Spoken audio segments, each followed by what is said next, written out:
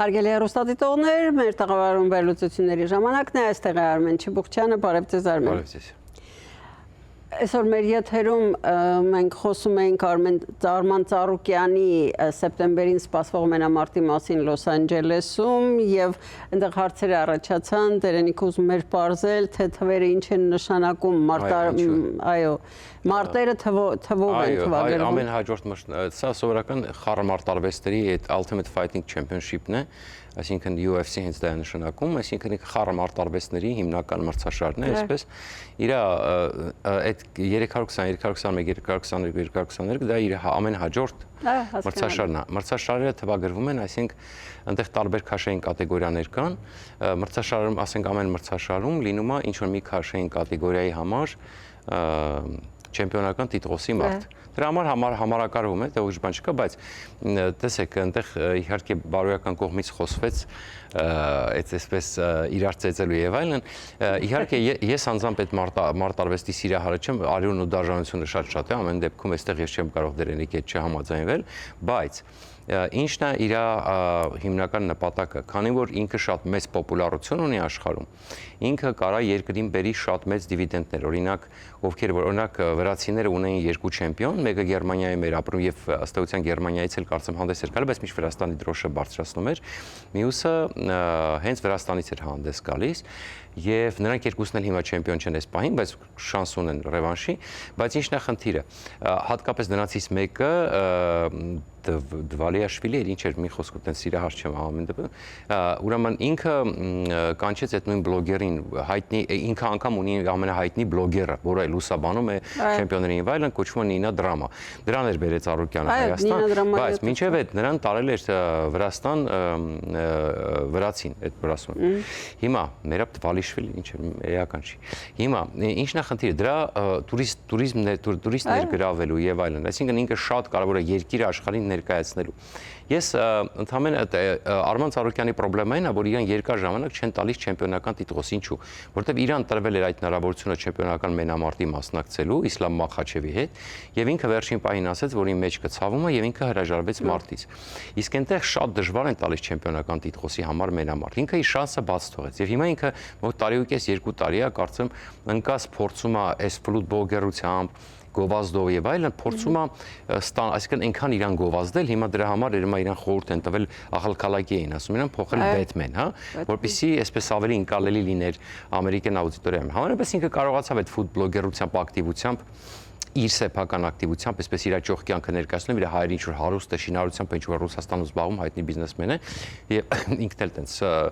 շեշտը դրում են նրան վրա, որ ասենք, չգիտեմ, ֆուտբոլգերություն են, բայց այսպես ասма սև էկրաններ է ուտում եւ այլն, այսպես է, ինչ որ բան կարողացավ հասնել նրան պոպուլարությունը այնքան մեծացնել, որ իրան նորից մրցաշարին թույլ տան։ Հիմա, բայց էլի չեմպիոնական մենամարտ չտվեցին, հիմա տվել են հերթական մենամարտ, որից հետո հլա հարց է էլի կտան չեմպիոնական մենամարտ։ Դա ունենալու սեպտեմբերի 19-ին, ասում այստեղ Լոս Անջելեսում մեր բայց որպեսզի դուք հասկանաք, ես ինքս կոչ էի, արես այդ թեման ինչի անդրադարձել է, որ ինքը Հայաստանի համար կարևոր է, երբ որ վրացին տարավ Նինա Դրամային Վրաստան եւ փայլուն ներկայացրեց իր երկիրը, ես այն ժամանակ հենց այդ խորհուրդը տվեցի, ասեցի, նախ ինքը ինչ որ դժվարությամբ այդ Ռուսաստանից հրաժարվում, իսկ տենց երկու քարի արանքում հատկապես Ռուսաստանի վարկանիշը հիմա հաշվի առնելով, այդ մարդը չի հասկանում, Արմանը չի հասկանում, որ ինքը վարկաբեկում է Հայաստանին, Հայաստանը Ռուսաստանը կապել է, այն դեպքում որ ինքը հիմա ազատ թռնում ու տեղաշարժվում են հայկական անձնագրի շնորհիվ։ Ձեզ ա թվում, Իտալիայի հավաքականի գլխավոր մարշ չնշանակեցին մեկինը, որ ռուսական ընկերության հետ իրոք խաղադրույքան ընկերություն, բայց ռուսական ընկերության հետ ուրեմն պայմանագիր ուներ։ Շատ խորացանք, մարզական դրա համար եմ ասում, սա Հայաստանի համար կարևոր է։ Այո, դա քաղաքականության հետ կապ ունի։ Դրա համար եմ ասում, իր միակ խնդրեմն է, որ ինքը տենց միջեմա սիրահարված է Պուտինին, չի հասկանում, որ չի կարելի խառնել դերկուս իրար հետ, որտեղ ինքը այսօրվա պայմաններում ասելով որ անդադ ես ռուսական մարտիկ եմ, հայ եմ, բայց ռուսական մարտիկ եմ, իմ գլխավոր հերոսու համարը Պուտինինն է եւ այլն, ինքը դրանով վարկաբեկում են երկիրը, որ իրան հնարավորություն է տալիս այս ամեն ինչի համար պայքարել։ պայքարելու, որ հայ համայնքը փռվում է դեմը, այսպես ինքնաթիռներ է տրամադրում եւ այլև, այսպես շարունակ, էլի։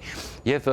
ինքը պետք է մի հատ հասկանա, ինքը որտեղից է, ինչ է եւ այսպես ասում է, չմտածի, որ դե Ռուսաստանն է իրան այդ ամեն ինչը տվել։ Իրանք ձեռնորեն, ասենք տաղանդավոր մարդիկ են եղել, գնացել են, ստեղծել են այդ Ռուսաստանի համար, եւ հիմա եթե ինչ որ շնորհակալության զգացմունք է, այդ այլ հարց է, դրա համար բացատրում ենք, որ դա այդպես չի, բայց եթե ինչ որ կախվածություն է Ռուսաստանից կամ ինչ որ տենց Հայաստանը իր համար ուղակի պատժամիջոցները շրջանցելու մեթոդ է, դա շատ վատ է, ընդհանրապես որպեսզի դուք հասկանաք։ Բայց հիշենք նաեւ, որ Ռուսաստանն ու իշխանությունը Ռուսաստանի նույնը չեն, Արմեն։ Լավ էլի։ Եկեք խոսենք այդ թեմայից շատ կխորանանք, իմ համար նույնն է, մեծ հաշվով, մենք այդպես կոռեկտությունից իբր թե առանձնացել, մենք ի սկզբանե ասել եմ նույնն է, որովհետև իշխանությունը ժողովրդի հայելին է, եկեք ճիշտը հասկանանք, էլի, հատկապես որ 25 տարի է հիանում են Պուտինով, չգիտեմ ինչ որ բան։ Իսկ կան մտածող մասը, կան անդիմադիր, բայց դրանք քիչ են ու եղանակ չեն ստեղծում։ Հիմա պիտի գնանք գովազդային դադարի, հետո արդեն քաղաքական վերլուծություն։ Դեռ չգիտեք, թե ինչպես կարող եք դիտել սիրված սերիալները առաջինը և դիտել այն որակով ու ամենուր։ Ինչպես բաժանորդագրվել Armflix հայկական էքսկլյուզիվ կինոպլատֆորմին։ Հետևեք մի քանի պարզ քայլերի և ստացեք հասանելիություն առաջինը դիտելու Armflix-ի բազմաժանր հայկական կինոարտադրանքը։ Քայլ առաջին. մուտք եք գործում armflix.com։ Քայլ երկրորդ. սեղմում եք բաժանորդագրվել կոճակը։ Քայլ երրորդ. ընտրում եք ձեզ համար ցանկալի բաժանորդագրման տարբերակը։ Քայլ չորրորդ. լրացնում եք քարտի տվյալները և գնում եք առաջ։ Իդեպ Armflix-ը կարող եք դիտել ամենուր և անսահմանափակ, ներբեռնելով նաև հավելվածը հեռախոսի և անմիջապես հեռուստացույցի վրա։ Դրանով իսկ կանեք ամենալավ նվերը ձեր ծնողների և տարեցների համար, որոնք չեն սիրում դիտել սիրված սերիալները համակարգչով, իսկ հեռուստացույցով սեղմելով մեկ կոճակ նրանց հասանելի է դառնում ողջ կոնտենտը։ Երիտասարդները Armflix-ի iOS և Android հավելվածների միջոցով կարող են դիտել դրանք ամենուր։ Իդեպ, մեկ գրանցված բաժանորդագրությամբ կարող եք դիտել բոլոր սարքերով։ Ահա և վերջ, դուք ստացաք հնարավորություն դիտելու հայկական ամենանոր, բազմաժանր և էքսկլյուզիվ ֆիլմերն ու հեռուստասերիալները մեկ հարթակում։ Դե ինչ, բարի դիտում։ Armflix, եղիր կոնտենտի թրենդի մեջ։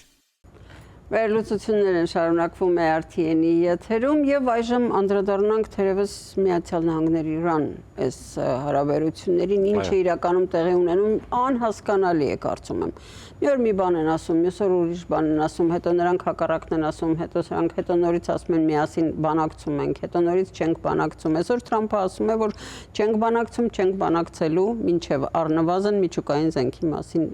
համաձայնություն։ Իդեպ երեք հայկական մամուլում հայտնվեցին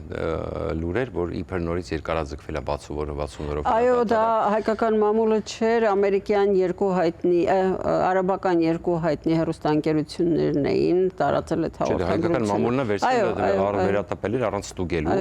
ընդհանրապես մամուլը նրա Մենք էլ ենք տվել եւ ստուգելով որովհետեւ իրենք ներկայացել են իսկապես որ այդպիսի բան կա։ Մենք չենք ասել որ ասեցինք որ իրենք այսպիսի բան են ասում։ Ես դա շփոթեցրեց, բայց իրականում Թրամփը այսօր հերքեց, ասեց որ այդպիսի բան չկա, ես չեմ պատրաստվում երկարաձգել վերջնաժամկետը, որովհետեւ մի շատ պարզ է։ Իդեպ ասեմ ձեզ, ինքը սպասելի սցենար է, ես ինքս ասում եմ որ մինչև այդ 60 օրը երբ որ կնքվեց, ես այն ժամանակ ասի որ դա ձգվելու է, 60 օրից հետո մի հատ է կարող է 60 օր կնքեն, այսինքն այդպիսի սցենար ես ինքս չեմ բացառել, որ 60 օրից հետո կարող մի հատ է 60 օր կնքեն։ Էականն է չի կնքեն թե չեն կնքի, էականն է նա որ հիմա բոլոր այդ վտանգները ներկայացրել եմ։ Իրանը օգտվում է առիթից, որ Թրամփ ընտրություններ ունի եւ Թրամփի վարկանիշը շատ ընկել է։ Reuters-ն ու ուրեմն մի ամերիկյան կազմակերպության հետ միասին իրանք բան են արել, հայտնի է, ուրեմն հարցում են կազմակերպել, ուրեմն Ipsos եթե չեմ սխալվում, եւ իրենք բան են արել։ Ամենամեծ անկումն է հիմա արդեն։ Այո, բարձել են որ 33% է Թրամփի ռեյտինգը, եւ դա պայմանավորված է Իրանի պատերազմի հետ, որ շատ մեծ բան, այսինքն տնտեսություն, բենզինի գների աճ եւ ինֆլյացիա եւ գումարած ամերիկացիները վախենում են եւ արդեն հասկանում են, որ Իրանի պատերազմը կարճատև չի, ինչ է, եւ ասում ենք մենք, որ կարճատև չի կարող լինել։ Եվ իրենք ցել են հասկանալ շատերը եւ իրենք չեն ուզում երկարատև պատերազմ։ Նրանք ուզում են շուտ դուրս գալ պատերազմից, որպեսզի ամեն ինչ կարգավորվի, բայց այդ մարդիկ չեն հասկանում հիմա ինչ է խաղադրույքին։ Իրանն էլ միանգամից արձագանքում է, Արաքչին այսօր ասաց մենք չենք ուզում։ Ես սա ասել եմ, որ Իրանը հասկանալով, որ Տրամպին պետք է այս հրադադարը Հորմուզի նեղուցը, այսպես Տրամպը անդադ ասում է, որ բաց է, իրականում կան տեղեկություններ, որ որոշ նավեր ասում կարողանում են անցնել, այո, դրա համար ինչպես տեսնում ենք բենզինի գները շատ ավելի շատ չի բարձրանում, քան որոշ այնպես չի որ իր կողմից Միացյալ Նահանգներն է փակել, որքանով է այսպես պինդ փակ չգիտեմ, բայց ես չեմ կարծում, այսպեսի մի բան եկեք հասկանանք, ես չեմ կարծում, ես չեմ բացառում, որ հիմա այսպես ասեմ, Միացյալ Նահանգները փակել է, ես որքան հասկանում եմ, նավահանգիստների համար, այո, հիմա, բայց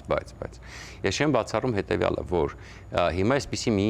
գաղտնի, այսպես ասում կամ աչք փակոցի է գնում ընտրություններից առաջ, որպեսզի բենզինի գները շատ չբարձրանա, Միացյալ Նահանգները գուցե այսպես 1-2 տանկեր իրանական բաց թողի, նրանք էլ աչք փակեն, այսպես մի քանի հատ միջազգային տանկերի անցում, այսինքն սա չեմ բացառում, չեմ պնդում, այսպես որտեվ ինչպես տեսնում եք, կարծես թե տենց ասում է 100%-անոց զմրսած չի, բայց Միացյալ Նահանգները հիմա սպառնում է արդեն, որ Տրամպը տեսեք իր ոճով էլի գրեց, որ Հորմուզի նեղուցն է հիմա Ամերիկա սարքում, բայց այդ արկերի ման տեղ ունեցավ, Տրամպը Fox News-ին հարցազրույց է տալիս եւ ասում է, որ ինքը կոչնչացնի Օմանը, այսինքն խարվածի Օմանին, եթե Օմանը շարունակի այսպես պահել իրան եւ Իրանի հետ գնա համաձայնության։ Իսկ ինչա տեղի ունում, սա շուտվանից մենք խոսել ենք այս մասին, որ Իրանը Օմանի հետ փորձում է պայմանավորվել,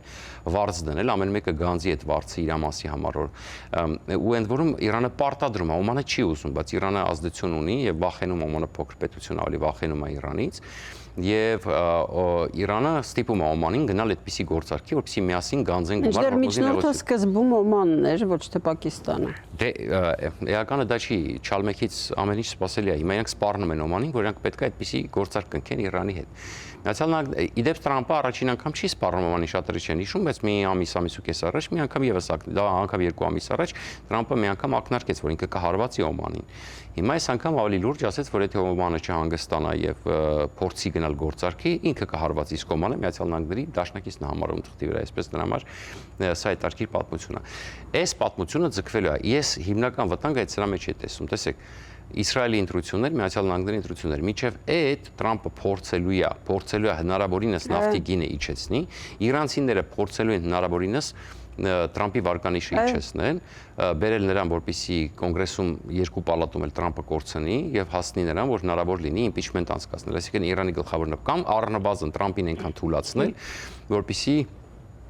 նախընտրական իր, այսպես ասում է, այնպիսի իրավիճակ ստեղծել դեմոկրատներին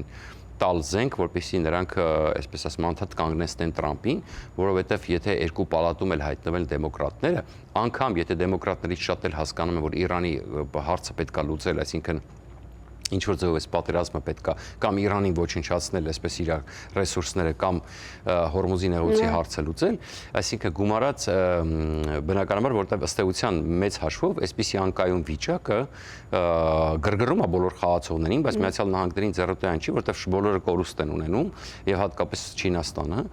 Միացյալ Նահանգների համար կորուստը միայն այս ասում եմ մի փոքր ինֆլյացիան եւ բենզինի գների խնդիրն է ամենագլխավորը։ Դրա համար մեծ հաշվով աշխարհ քաղաքական առումով Հորմուզի նեղուցի անկայունությունը Միացյալ Նահանգներին բերում է մեծ նավթի վաճառքներ, որովհետև շատերը ուզում են ավելի հստակ մատակարարի, իսկ Հորմուզի նեղուցը խնդրեմ է։ Դրա համար, այսպես ասեմ, 33% են ասում Տրամպի ռեյտինգը, բայց այդ 33% չի, այդ մի հարցումով է, իրականում 33-ից 37 անգամ, որոշ տեղեր 39-ն է, իհարկե միշտ համարվել է, որ 40%-ից ցածր ուրեմն համարվում է, որ առնվազն կոնգրեսը կորցնում են ուրեմն նախագահները, բայց ըստեղ այս անգամվա ընտրությունները բոլորովին այլ իրավիճակ ունեն, մի փոքր, այսինքն մի քիչ այդ սոցիոլոգիան էլ է փոխվում իրականում, մի քիչ դեմոգրաֆիական պատկերն էլ է փոխվում, ուս դրանից արդեն այս թվերն էլ այնպես չի, որ կարելի է հստակ արձանագրել, բայց Ստախալը 3% են ասում։ 4 էին ասում, բայց այստեղ կա նյուանս, եւ այդ նյուանսներին երևի կանդրադառնանք վաղ մեսօր, եթե հիշեցնենք, անպայման այդտեղ նյուանսներ կա, որտեղ այնպես միանշանակ չի, որտեղ CNN-ը հետարքիր հարցում անցկացրել, բայց այնտեղ ասում կա մի փոքր նյուանս, որը կարա իրավիճակ փոխի։ Լավ, իսկ այսօրվա համար այսքան հարգելի հեռուստադիտողներ, հաջորդիվ շարունակական կլինի այս թեմայով զրույցը, ցտեսություն, կհանդիպենք վաղը։ Հաջողություն։